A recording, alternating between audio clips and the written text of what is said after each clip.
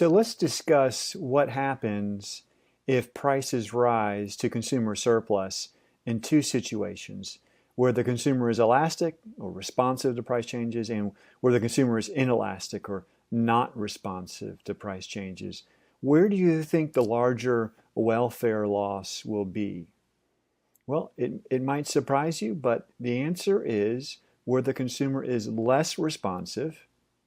They're likely going to buy it anyway, and this causes a larger consumer surplus loss. And let's break it down. And let me first start with the relatively elastic case, and that's the one that's darker blue in this figure and flatter than the steeper and relatively inelastic case. So we're going to initially start with this price P1 and equilibrium point here. E1 gives you a quantity of Q1, and the consumer surplus in that case is the area above your price and below your demand curve, below the dark blue demand curve. So it's areas A and C. That's the consumer surplus before we change the price. Now let's raise the price to P2.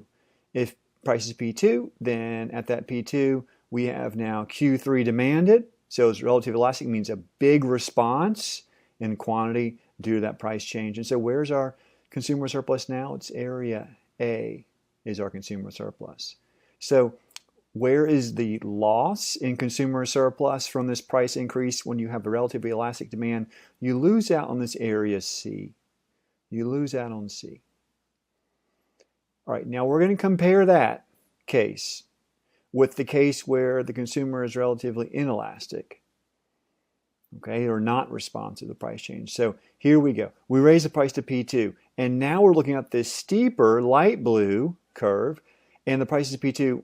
What are we going to consume? Well, we're going to consume out here at point D, or point E2 is the this second equilibrium E2, and this is going to lead to an output of Q2. And given the output there is Q2, now the question is, where's the new consumer surplus?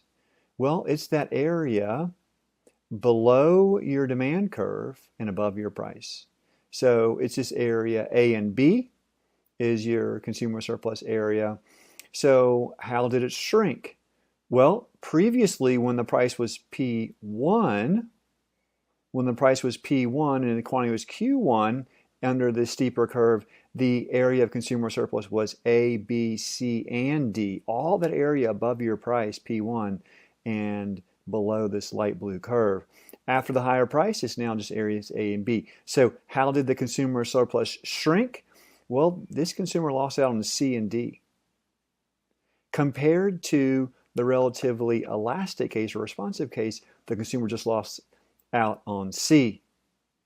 So there's your difference then between the two. It's summarized up here.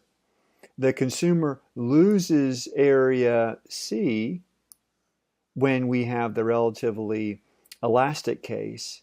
The consumer loses C and D under the relatively inelastic case, the steeper curve. So where is the larger impact on consumer surplus? It's when the consumer is less responsive demand curve, or relatively inelastic demand curve. They stand to lose more than the consumer who is more responsive to these price changes. So that's a summary of the impact on the consumer surplus, given these two different types of elastic and inelastic demand.